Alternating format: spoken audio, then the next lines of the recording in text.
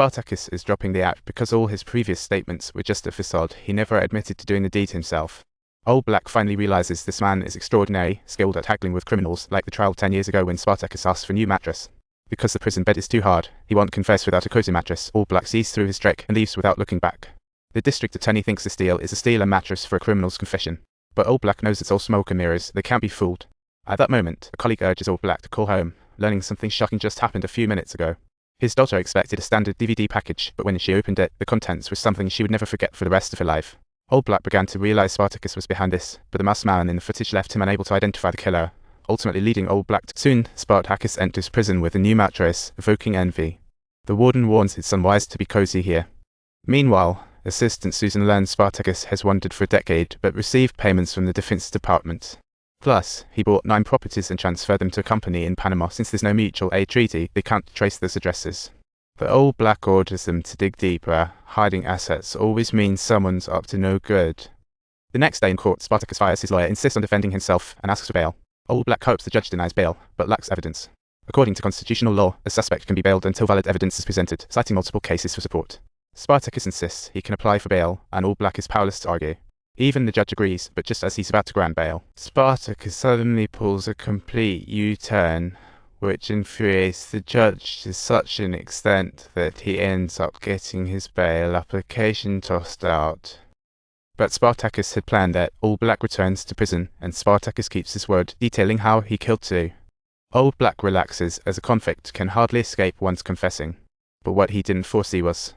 This guy isn't even trying to get off. He wants to barter another case with Old Black, this time asking for a medium rare steak dinner in exchange for old lawyer Ray, who ghosted his defense tenure. Investigation show Ray's been missing for 3 days. Spartacus has leverage. He tells Old Black to have a hot steak by 1 PM, or Ray's in jeopardy. Before long, a food truck rolls up to the prison, and after a thorough check, they're allowed to deliver. The warden, fed up with these guys, intentionally drags out the security check, and by the time the food truck arrives at the cell, it's already 8 minutes past, and since they can't keep a schedule, Spartacus leisurely starts enjoying his meal. He timestamps Old Black's coordinates, and Old Black hops on a helicopter to the spot, finding Ray's briefcase on the ground, but when they dig through the dirt, they find out the guy's already checked out. The killer set the perfect oxygen timer, and if they hadn't dawdled those 8 minutes, the lawyer wouldn't have. But Spartacus' plans extend further. He invites his top bunk mates to eat. After, he hides the steak bones when they are not looking. He goes wild, striking his pals carotid.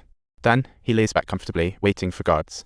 He even asks for a hot shower, infuriating the warden, who promptly throws him into a humid and dark isolation cell. This frustrates Old Black, but Susan says she secretly investigated via friends and contacted an agent linked to Spartacus. The agent says bluntly, Spartacus is a top killer, others are just assassins. He specializes in one-shot kills. He strategizes grandly, striking precisely from afar. Spartacus can take out DDS toughest targets. Every action of his has deep intentions, always ahead of others. Killing his buddy was planned.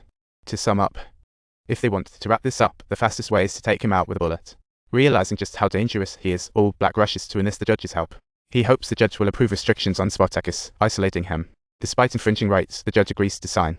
Just as he finishes signing, a phone call comes in, making Old Black go pale. It seems people can kill remotely even from prison.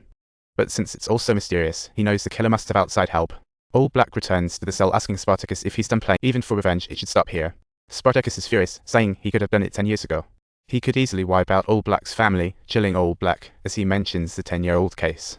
He insists he did everything he could and that he was just doing his job, but what he doesn't realize is that Spartacus actually to correct this mindset and the flawed justice system. Sacrifices are unavoidable. He gives Old Black a final ultimatum. Old Black shudders at his words, but for safety's sake, he moves his office into the prison overnight. It's the fortress of security. No outside help could break in. Soon, as 6 PM approaches, everyone is tense, as if facing an army. Finally, the clock strikes 6. Everyone is fine, breathing easier. But Old Black still feels dread. Just as everyone's leaving, boom. Cars explode in a chain, killing everyone but Old Black and the DA. Investigations show bombs in colleagues' cars, but Old Black's untouched. Killer seems to save him for last. Such a severe incident alarms the mayor. The sad part? Knowing who did it, they can't act. Old Black assures the mayor they won't let this man harm anyone, but he still enlists the police to protect his family. When he returns home, he finds a picture frame on the table with a newspaper showing him shaking hands with Darby, sending chills down Old Black's spine. Old Black quickly drags the DA outside with a straight punch, and before the guy can say a word, he accuses him of being utterly shameless.